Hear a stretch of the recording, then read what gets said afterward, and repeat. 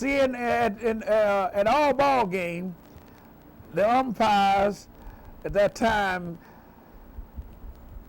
them was how to order, or either them little police that was calling the ball game, they're shooting the ground. Order, boom, boom. Everybody quieting down. He'll tell you, ladies and gentlemen, for today's game, 2 American League teams are playing. The Kansas City Monarchs and the Birmingham Black Barons. Then you would get some of them tell you, ladies and gentlemen, for today's game, 2 nigger teams, things like that. They did all these kind of things, and we didn't pay no mind. So because you were going to get paid no matter where you were, you were going to get paid the same amount as you were signed for. Whereas the Black Barons, they might tell you one thing and the money didn't come that easy, so they would hold back until they got the money to pay you. So they might be owe me some money now, I don't know, but. Hopefully with interest. Had a good, the best thing about it, the travel. I've seen a lot of things that I wouldn't have seen if I wasn't playing baseball. Met a lot of guys that I know now that really inspired my life. And I'm just glad to be a part of it. I got the pen in my hand for signing for a certain figure, and Bob came by, the owner of the Savoy Cafe. He said, well, so that boy can play basketball too. He said, what? He said, yeah. He said, that's my best player. He said, wait a minute. He said, you play basketball? I said, yeah, I played 1 year of college. He said, wait a minute here. He went and called up Abe, and the contract he had offered me. And when he told Abe, he said, Abe, this boy can play basketball too. He said, yeah. And Abe said, give him another $50 on the month, tell him he got to try out with the Globetrotters. He was a master at teaching. We were supposed to be playing down south of the border as some black baseball players. And we had a fellow with that bat. Whether the 3 of them would have made one of them. They had gone up to the bat. And they were all striking at the ball. And when they hit the ball, while they came down there, Willie Mays came down with the ball. And there's a white fella there. When he saw Willie Mays go and catch that ball, he said, did you see him catch that ball in his bare black hand?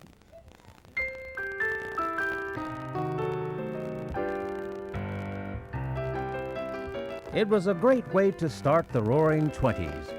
A semi-professional team had been formed to represent the large black community of baseball players.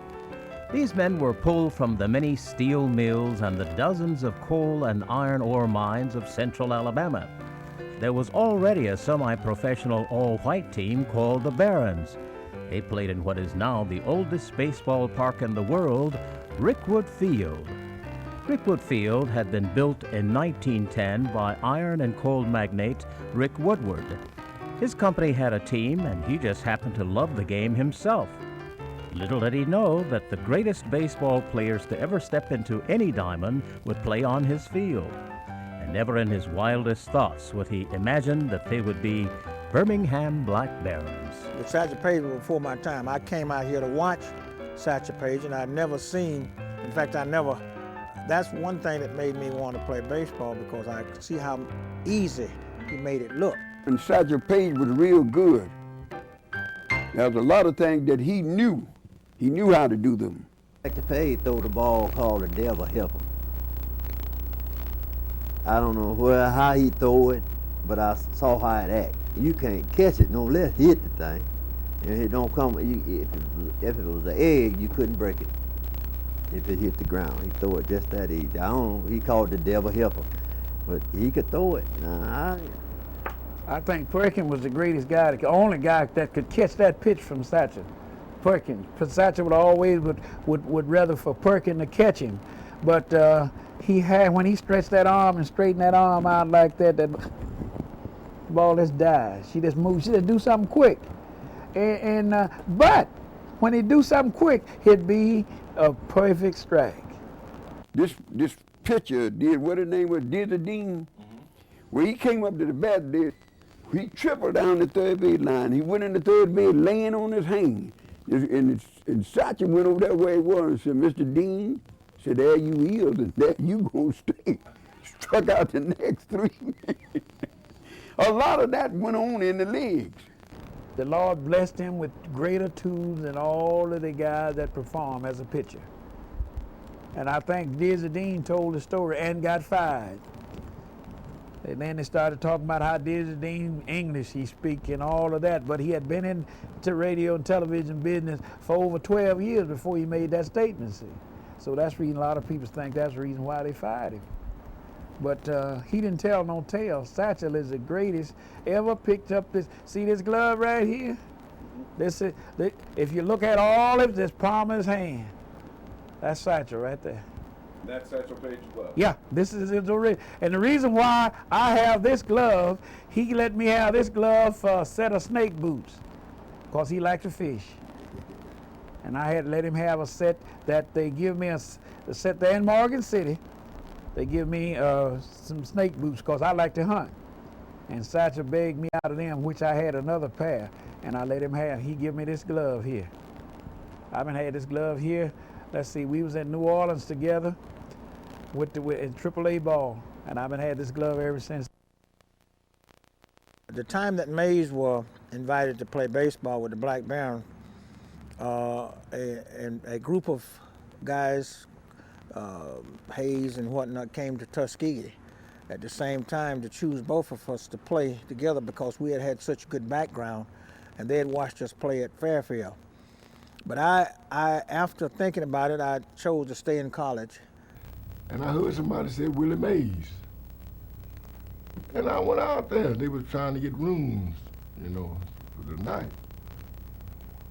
I told him, I said, boy, don't you know if they catch you out here playing ball for money, you can't play no high school sports next year? He said, I don't care. Like that. I said, well, you go home and talk with your daddy. And if he let you play, have him to call me. And Cat called the next day or so. He said, if he wants to play, let him play. I said, well, have him out the ballpark Sunday. And that's how he got started with us. Center field for me. He said, yeah. I said, yeah. I said, here's the lineup today, man. Like that, cut this up right now. I said, I cut out all of this stuff, and I said, Willie Mays playing center field. Something like that. And after it was over with, I heard them talking. One of them said, what the hell's wrong with Piper? He going crazy, putting that damn little boy out there in center field. I said, here's the lineup, man, when we got out of here.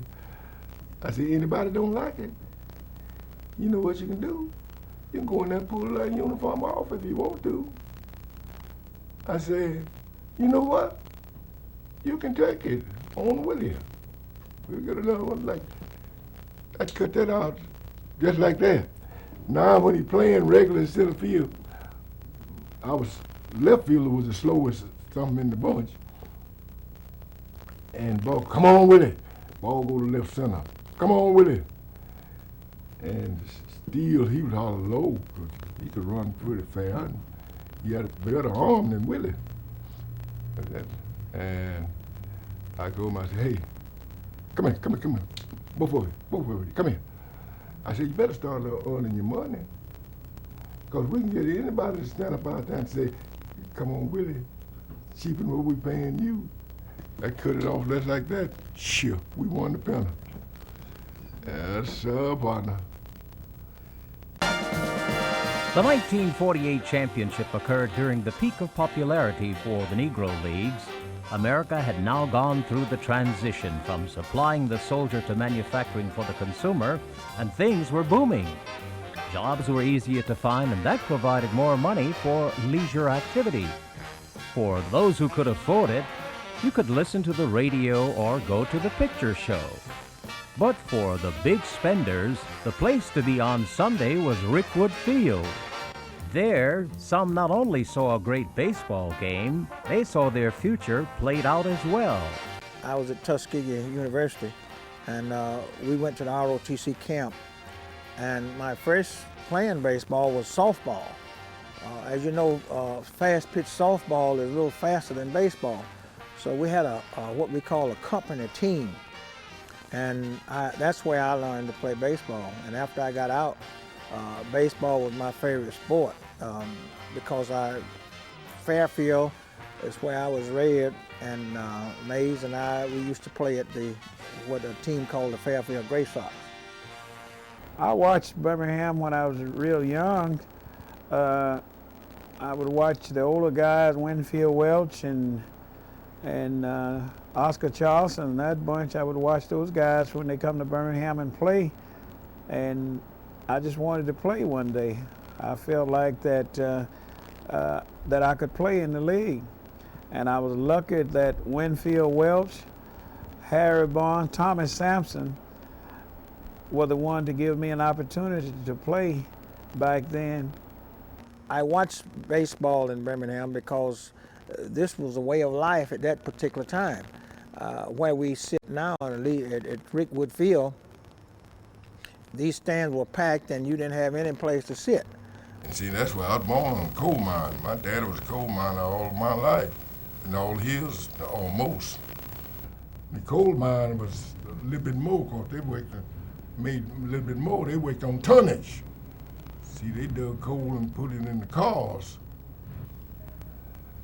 I was playing with a SIPCO, American Cast Iron Pipe Company. And she said, yeah, go ahead. Because we both were determined to educate our two kids. And no, you couldn't educate them over no $3.50 a day and stuff like that, see. Even in the post-war boom, college was still only a dream to most blacks. A good education was, and is now, the only hope for a better future. For those who were raised without the benefit of an education but were blessed with great athletic ability, the early and middle part of this century only offered professional sports as a way to make life just a little bit easier. But very few went straight to the Negro Leagues. You first had to be discovered. That meant playing sandlot ball so well that one of the local iron or coal industries would hire you. Then you could play with the YMCA industrial leagues. There, you just played your heart out and hoped a scout would find you before you passed your prime. Now at Colina and discovering what I've become to be was I pitched and played against a team called Stockham. Stockham, SIPCO, and I believe it was U.S. Steel, Bessemer. They would hire people on jobs so they could play baseball. That's why the team was so good. These guys working for a livelihood, and they didn't do anything light work. Or just helping, handling the guys, keeping the machines up and stuff like that with whatever they were making and stuff. The guys at Stockham, Civico, they was about the highest paid peoples then. See, $250, that was big money back then for those guys working like Stockham, Civico, and Tennessee Iron. Plus, every 3 months they would give you a bonus, and that drew a lot of good employees and drew a lot of peoples that had the ability in their minds to try to be something and do things in life. If there was a training area for the Negro League, Stockham or Cipico in this area would have been something like a farm team. Cipico pay, they spent over $150,000, $200,000 a year on the baseball program. Stockham did the same thing. U.S. Pipe Investment did the same thing. 24th Street Red Sox, they did the same thing. What was going on, they kept those guys there, and that generate a lot of employees to work for those different companies and generated recreation for those employees when they was off of work. See, I robbed Sipco of that ball team, see. Ed Steele, Artie Wilson, Bill Powell, all them used to work at Sipco when I was out there, see. And when I joined the Birmingham Black Barons, they started playing, see. Stockham had some good ball players. I can't remember all of them names, Johnny Cow and stuff like that. And they would get jobs to play ball at these places. You see all of those older houses in Birmingham that been remodeled. Those houses was given to those people through those different companies. Like the guy was only paying $12 a month rent, and some places a little bit cheaper than that. Then when they ended up, they had worked so long, almost retired, they just give them that. And then what they did with the money that they had saved and the money that their family was, they went on to remodel their homes. That's the reason why over in Kingston so many people died, because everybody in that area worked at Stockham, but Stockham let those people have those homes for a length over 30 years, and they had paid and built them, remodeled those homes, and those people worried about it. Some of those people died, heart attacks, worried when they taking that spot away where the project located in Birmingham now. Half of the teams that came from Stockham and Sipco, they just changed uniform and came right to the Barons. Even with the local prestige and notoriety that went with playing for the Black Barons, the men still had to stare straight into the face of bigotry and ignorance. Black and white laborers had been working side by side for decades in the South, but newspaper stories of upper-class whites visiting black establishments up north in the 20s had set off alarms and caused the white lawmakers, backed by the resurgent Klan, to stop racial interaction in Dixie. Racial intolerance was written and enforced in the form of Jim Crow laws. These laws were written strictly to prevent the races from intermingling. The South was a little brutal on the guys that had the Chicago American Giants uniform on, the Cleveland Buckeyes uniform on, Kansas City Monarchs, New York Cubans somewhere out that way. But now all of the teams, like Birmingham could play Atlanta, they wouldn't make no wisecracks. Other than they don't want you to beat their home team. Just like Atlanta went out in Texas and played what they call Juneteenth in Texas. And Atlanta had them 13-0. And this father, this sharecropper, he called a timeout. He said, boys, I'm just gonna tell it like it is. If you niggas beat my niggas, I'm gonna put all you niggas in jail. So Goose got the bases loaded, and the ball was hit the dude Richardson, great shortstop. Dude felt that ball like a shark. And he tossed the ball to first base. Goose said, duck! So the first baseman ducking, the ball rolled on down the right field line. All them runs scored. Goose walked the bases loaded again, did the same thing, but the ball was going to second base. He said, you better not catch it. He just stepped aside, and that one rolled on the center field. All the runs scored. Then they got 2 runs out on him. He said, now tighten up. And they didn't score no more. And they went on, but they beat us 14-13. But if we'd have beat them, the guy was going to do what he said he was going to do. You're not supposed to come in this way. You go around there where the N-word is. And that's where I never understood when I first came out, why I couldn't go see the white Barons play and see the black Barons play. After we were afraid because of the fact that we were ushered around. They had police standing there, and you never came this way at all. I mean, they rushed you in the side over there, and that's why you stayed. That little section right back there, that had a little wire fence gate. Didn't have any refreshments. It didn't have anything. You had to come over here and buy it and then go back. So a lot of time you do that, the game's half over when you get served. So that's the way it was. guys carried themselves as gentlemen on and off the field, and that was our strongest point. Like we had highway patrolmen, policemen to catch us and stop us down the highway and tell us we didn't pay for pops and things. We had to go back or pay him $500. If we go back, by the time he get almost there, he'll stop.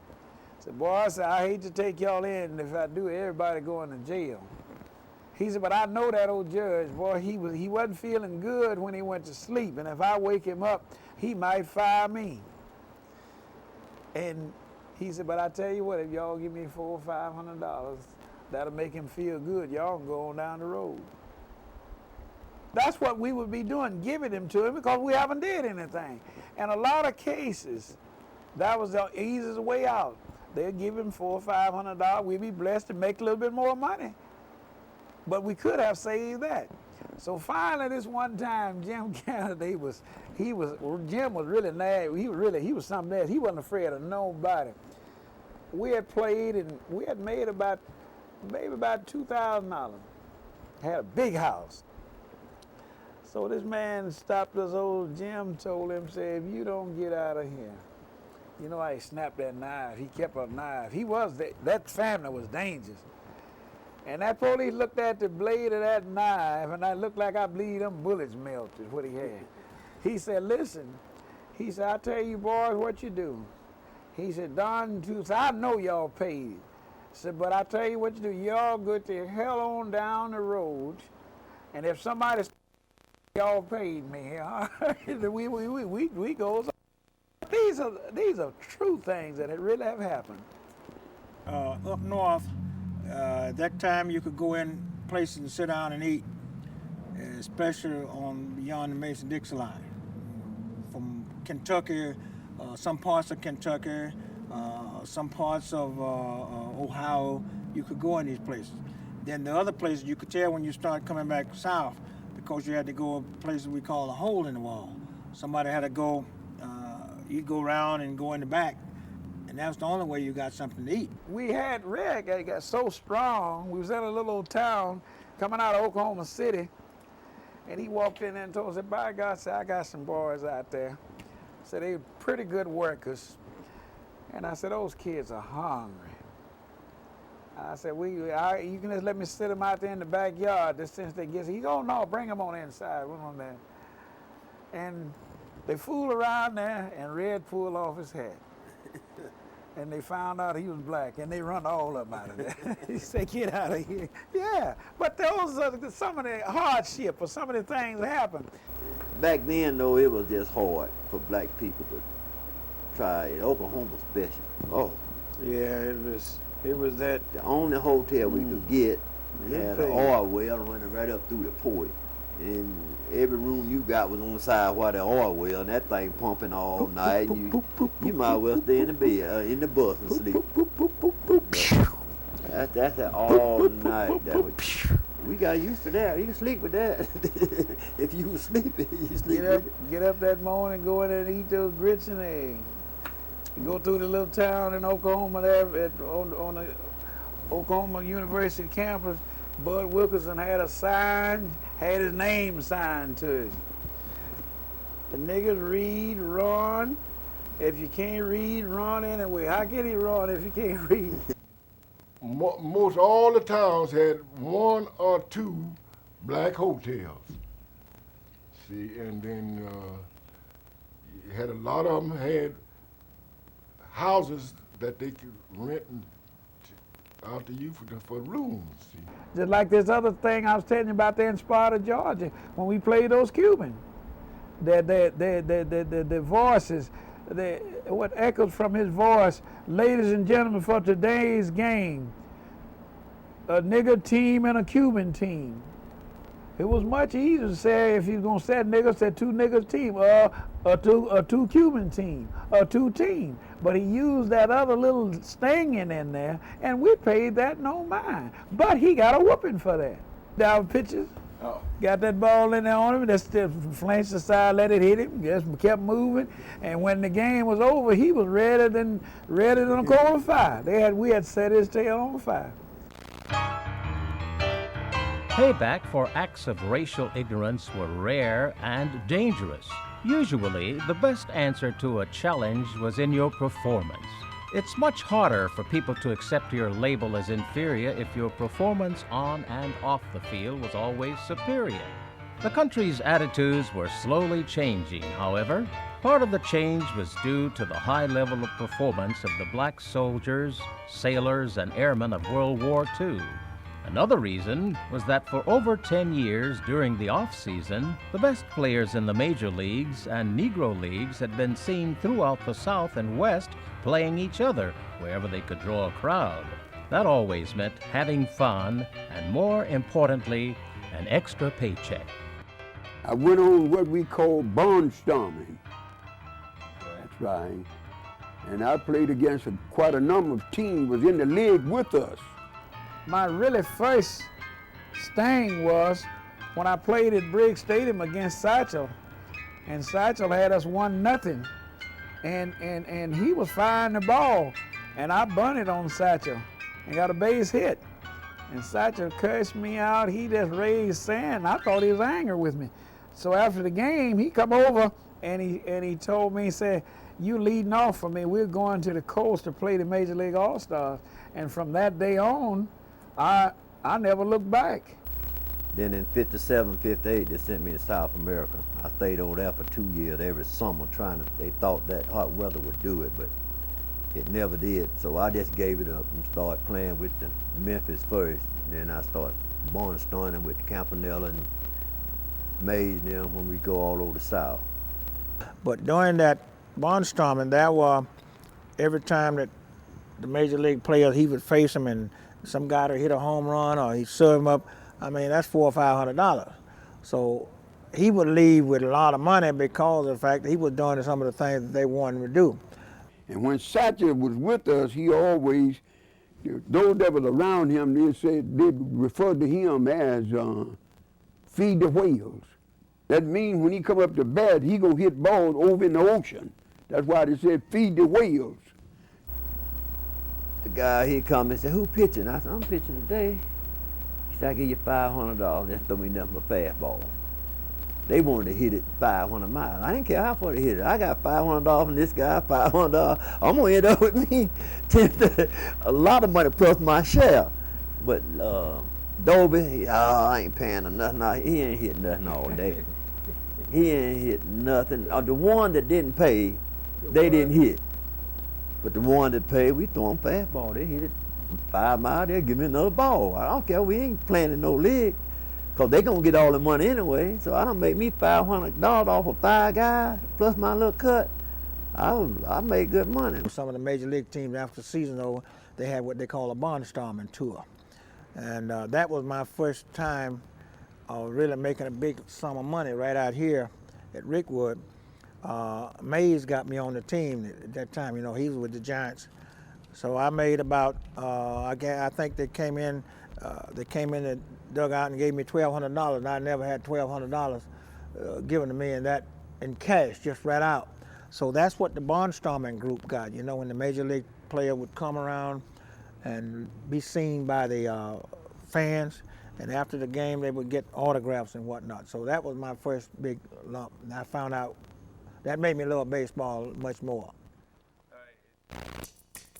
As with any relationship that has love, somewhere there's an equal balance of hate.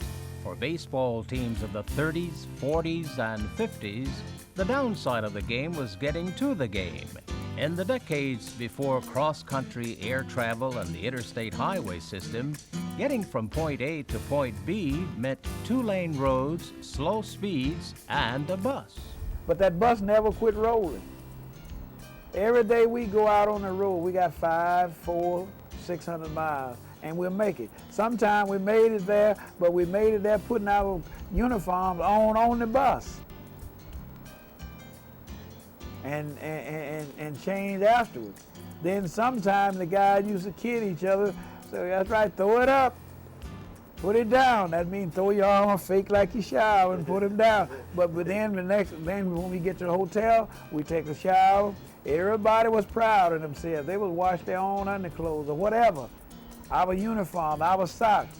We kept all those things clean. Our shoes shine. It was a pride. Kept the bus clean. We had guys, if one catch something on the bus, raised so much sand, he had to get it up now, wake him up. We kept that bus clean. That was riding. Sometimes we'd ride all night tonight and all night tomorrow, and the next day we'd get to where we were going to play. The ball players was a little tired, so everybody goes to sleep. And the bus driver, the guy that was the lookout man that night, he evidently didn't know that too much about Chicago. Sam just driving. It's about 8 o'clock at night now. Sam just driving. 8, 9, 9, 10. 4, 5 is cracking daylight. So somebody woke up and yawned and said, "Ooh-wee, we almost here." Sam said, "Yeah." I said, "But you know what? All these streets look the same." So we ride on. That's 5, 6, 7. And somebody woke up and looked at the sign and said, "Lakeshore Drive." Sam had rolled. See, he couldn't read. So the lookout man, he went to sleep too. They driving around in a circle in Chicago all night. They were terrible. Just like I say, you might stay one night in a motel. All the rest of the time was in the bus. You rode on the bus. Like my longest trip, which it always break your heart to say it. The only thing that was lively to me, I was coming home. We were playing in Buffalo, New York. And I didn't know until the time that we had to leave there, leave after a game that night and come from Buffalo, New York to Birmingham, Alabama. Now, if you think that's not a ride on a bus, and then you're ready to play that next night. The reason why we didn't have more resting as far as motels, because at that time, the only thing you slept in, you didn't have as many black motels that would house about 20 ball players. And that's one reason why we had stayed on the bus. The bus riding was tough. Sometime we'd go to a place to eat. We had a guy look like a white guy. To keep from being turned down, we'll send him in there. Red Harris, send him in there. And they say, yeah, he wouldn't tell them that there's some black peoples out there. He said, "I have some guys working for me. I like to feed them. So you can just fix them something in a box." We everybody hungry. They want to eat bad now, you know. Just fix them something in a box. But we got an opportunity to eat. They fix us up something real nice. He said, "Well, the guys can come." He said, "Oh no, they don't want to come in. We would be glad to come in, but if he'd have known who he was, we know he wasn't going to be able to go in." And all these things happen time in and time out. We learned to live out of sacks. Bologna was a main stream at that time. Bologna, and you got your big sack with bologna and a loaf of bread and some mayonnaise. And you had the big drinks. So that was what you ate, because you couldn't go to these places and eat. So we refused to go in some places where they had, you go in and look at it and they send you through there where the bathroom is to eat and all that. And they wouldn't let but one come in at a time. And you'd take you maybe 35, 40 minutes to get something to eat decent. So we just learned to pass these places up. That was bad. That was real bad. Even after hardships on hard seats for long hours, an amazing transformation would take place nearly every time that bus pulled up to the ballpark.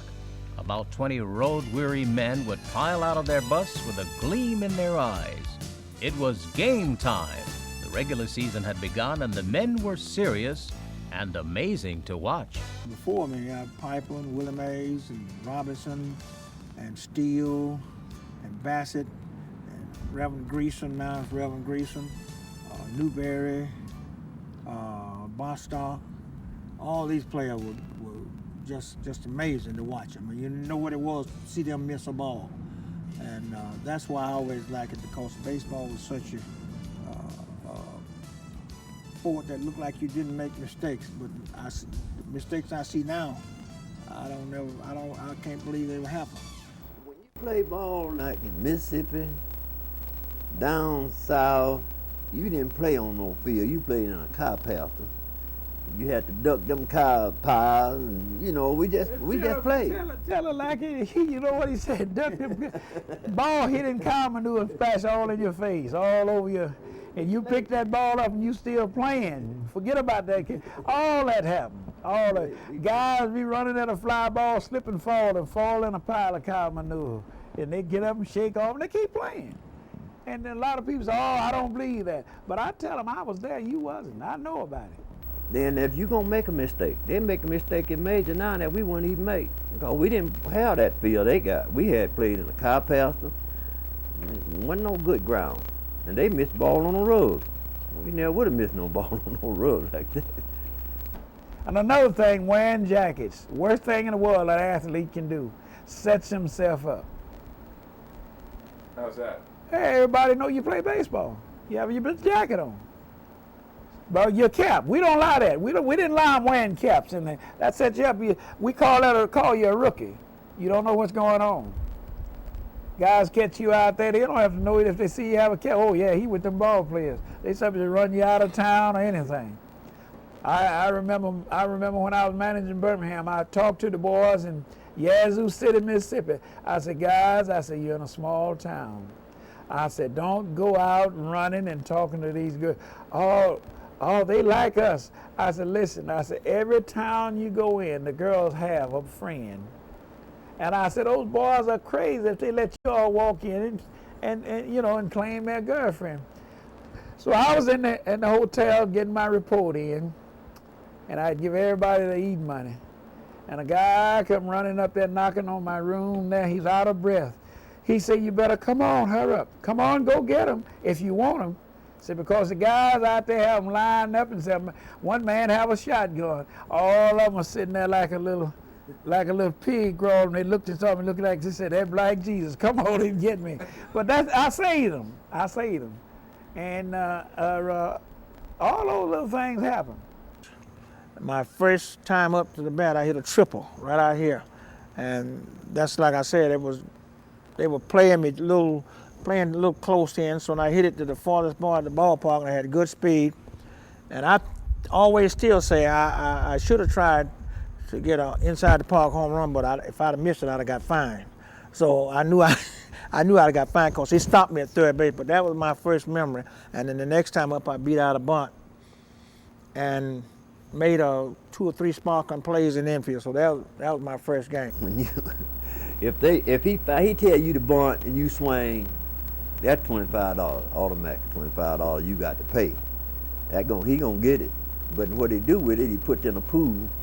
And at the end of the year, all the fines, we have a big party. Okay. Yeah, that's where he do it. He fine you, and you gonna get it.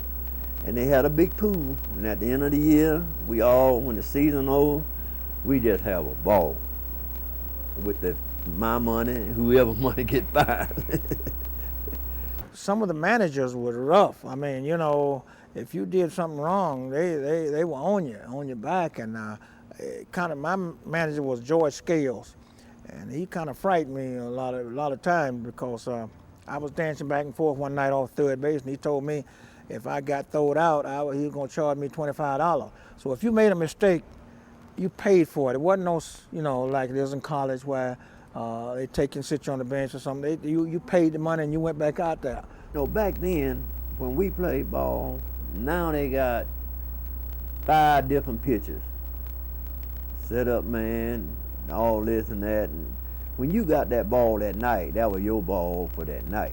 When you pitched that whole game, we didn't have no relief, man. You got to get beat pretty bad for relief. We didn't have no relief. You pitched. As a manager, I walked down the lineup. Boom, you got him. See you after the game is over. That's how you picked your pitcher. Yeah. He'll tell you, I'll drop this in his hand in many days. Boom, boom. Yeah. Now, if he hurt himself or go out there, I go out there and pick up that ball, but the guy, see, you know what will happen? I go out there, they know I can't pitch, but I go out there, they're like goofy, try to get the ball up there, and they try to hit me downtown. They can't level off on me. So I just take a little something and just walk it up there. Tap, tap, 3 or 4 hops back, and then we can handle it easy. Most of the time I'd pitch no hitters, and then I'd pitch 1-hitters. Pollard had a curveball like a slider. Didn't you hear me telling you when you remember the interview and I said, did he tell you put that thing on him? He had a curveball, that ball runs, and he had a good one, and he controlled it. And he never lost a game. Never lost a game. He was tough. He was tough. The last 4 years that I was with the Birmingham Black Barons, I won every ball game I had pitched. He had it bad. Guys try to do like that, hawk and spit and put it right there, and turn it over, and that spit fly in your face. Then you can't hit the ball. So you had Bremer was good at that. You had a guy Nat Pollard, which he's dead. Both of those guys are dead, but they was good at that pitch. And it was so many little things. But then you hear him talk about the pitcher cutting the ball. Pitcher don't cut no ball because he don't have time. You get a ball to the third baseman, he doctored the ball up and then throw it to you. But you know where his location is. That's what they did. My best friend at the time was Pepper Bassett. He was big, a huge fella. He was one of our catchers. He wouldn't sit in that rocking chair unless I was going to pitch. He wanted to be sure he got good consciousness of what I was saying and what I was doing. Men like Pepper Bassett had been entertaining crowds for years. Being a local celebrity was fine for him, but this was the late 40s and everything was changing. The slow changes in the South caused a migration of hope to the North. For those playing baseball, the color barrier had just fallen, and this actually gave the athlete dreams of the good life. It wasn't going to be easy, and it wasn't going to happen overnight. Because Jackie Robinson wasn't the first. It wasn't the first. It was the Weldon brothers. I don't know how those guys react when those guys walked up. That was long in the New Orleans and their area as young men. Then now when this react, everybody felt like Jackie wasn't gonna make it. And the reason why they felt like Jackie wasn't gonna make it because Jackie was on the bench. New Orleans and those guys was playing regular and they could play. But the Lord blessed Jackie to be out there in California playing with the white athletes, and he was determined to make it. So by Jackie sitting on the bench in the Negro League in London, and then when they did put him out there, he did a few things. But it was way, way more better ball players in the entire Negro League than Jackie was. I could name many of them, hit and do it all. But they didn't have the academics, the education that Jackie would, how to deal with another race of people. The morale was real high. Because if we thought they could go up there and play, then it was our ambition to think that we wouldn't be far behind. Just like see, the white didn't open up just like they used to. Right. Like that, it took some time. So I told him I couldn't go. So they sent some fella out there. I didn't know who he was. I just had got off from work.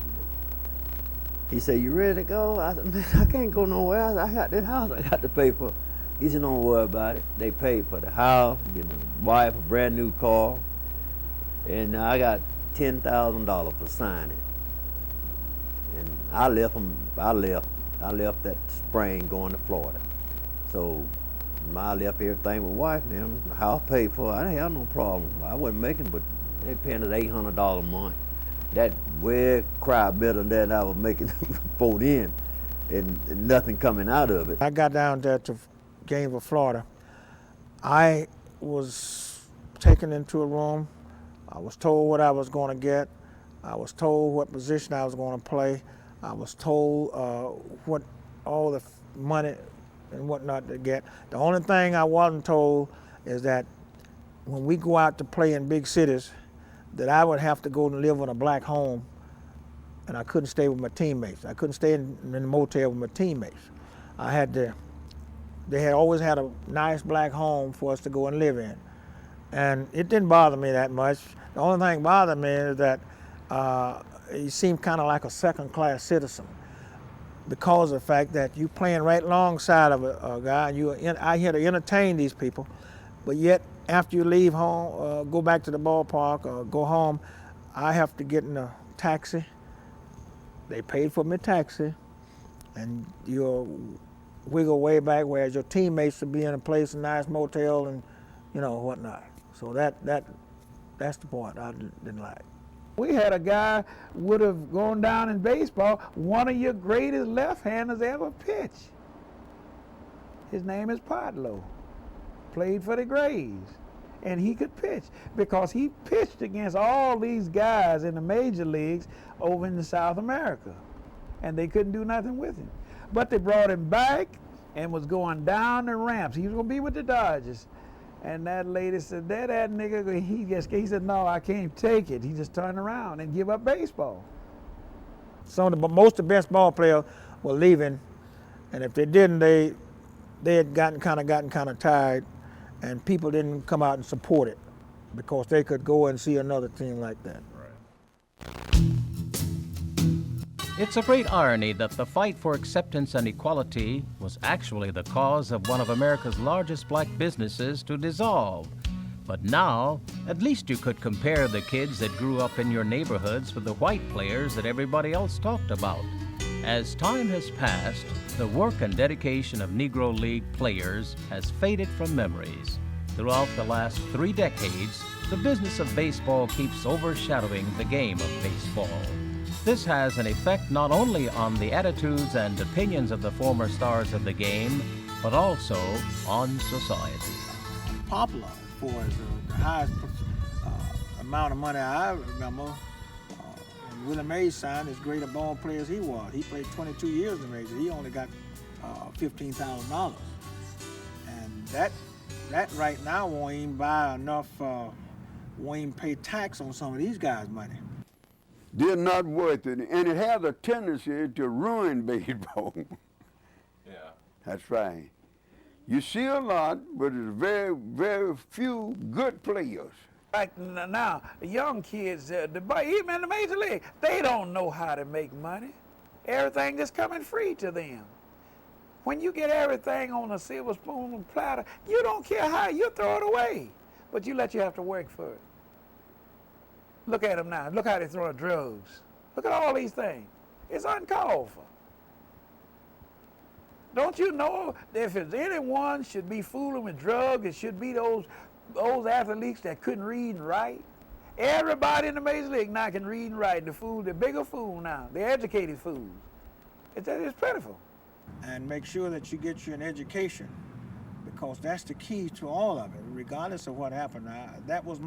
That's my strong point. That's what put me where I am now. I don't think my playing ability did it, even though I had some good years, but I think my education background helped me so much, because I could always go up to that plate, and if I didn't get a base hit, if I disliked what was going on, I knew that I could always return home, and I had something to fall back on. I quit playing ball. If all I did was play ball, then I'd been done for it. I went to school, and I'm a carpenter for the school. So you got to have something to fall back on. If they sign you and you can't make it, and then you don't have an education, you don't waste all your life. I tell them always have something to fall back on if they don't make it. The majority of your ball players that are retired now, they're either doing civil work, they're helping somebody. But I don't know what's going to happen to the world 20 years from now, because the guys don't even think that way now. Always give something back to the community that helped you.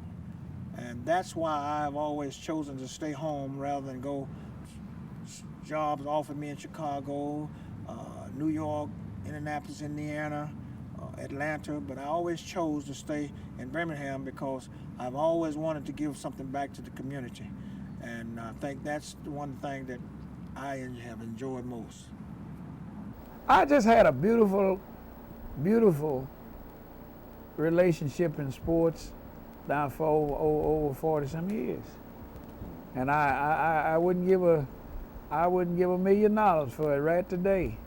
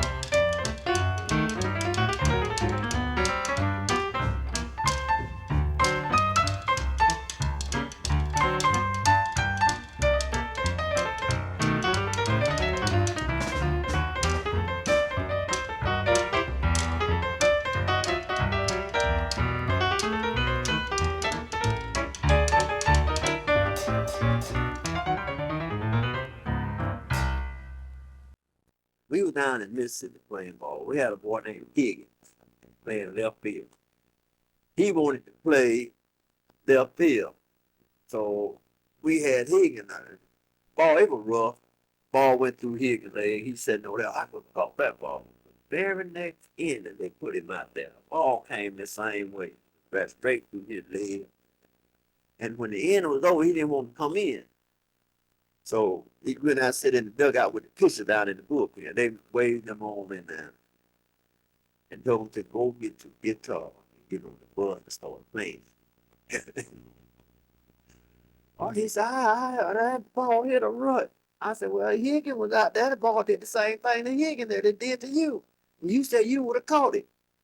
So that night, he played all night. Then nobody get no rest on the bus. So that next day, we got it, tied it up under the bus.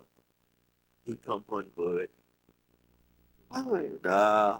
He said, we throw it away or something. That guy told me, well, we throw that money away. He said, don't throw that away, so I'm going to make some money with that money you gave. So the next time we was in Oklahoma City, somebody brought it out and gave it to him. He played all that next night. You ain't heard nothing. You hear him try to sing with 3 strings on the guitar. I was talking to Matty, he was there by the bus. He said, I heard the guy tell me about a guy on here playing. I said, go get him. There he is. Go get him. Get him off of there. I said, you will make some money off of it. And really what happened, about 2 months later, big flash on the screen. And I said, oh, God, he made it. Look at it. And that was Charlie Pride. You know, we made it off of $2 a day. That's all we got to eat off, $2 a day. You can spend it any way you want. Charlie Pride spent his on a pinball machine. Yep. Till he got smart and bought him a big old magnet. Yeah. We go to, we went to Arkansas, this cafe. I think the thing was paying your nickel for a point or something. He had him a magnet. I don't know why he got it on. he could catch that ball when he shoot it out there and set it where he wanted. And he had kept us supplied with money for a long time. Till he got where he didn't want to give us no money. And we went standing around the machine. He built that by himself. The guy could see him picking up the ball. He stopped giving us, he'll get 5 in a row, run the arse up, shoot that ball and pick it up, set the wind, dump it off in that hole. Now he did that for I don't know how long. Till he didn't want to pay us nothing. Then we just stopped fooling with it. And that's how he owed me $2. So I was in Norfolk, a guy I worked with, we went over he was over at the Coliseum. And he said, let's go see Charlie Pride, his wife. Like, I said, man, I wouldn't give you 15 cents to go listen to that news. His wife said, come on, I'll buy the ticket. I said, well, don't buy no ticket. So we went over there and we went to the back door and asked that guy, I said, Charlie Pride in there? He said, oh, security guard. He said, yeah, he in there, but you can't come through here. I said, well, do me a favor. I could tell him, the guy to send him his $2. Man, he know who he talking about. He came out there and got all of us, took us to the front, and set us on the front seat, and we sit there through the whole show. Then he went home with me that night. I brought him back enough for the next day, and they left. I see him periodically, but sometimes I go, my wife live in Memphis, we go to Nashville down there, and if he playing down there, we'll stop. But he still remember everybody that he played ball with.